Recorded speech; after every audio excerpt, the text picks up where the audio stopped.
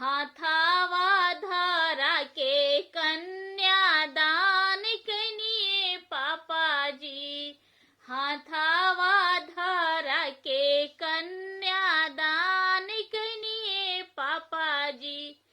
आपन घरवा छोड़ा देनिए पापाजी। आपन घरवा छोड़ा देनिए पापाजी।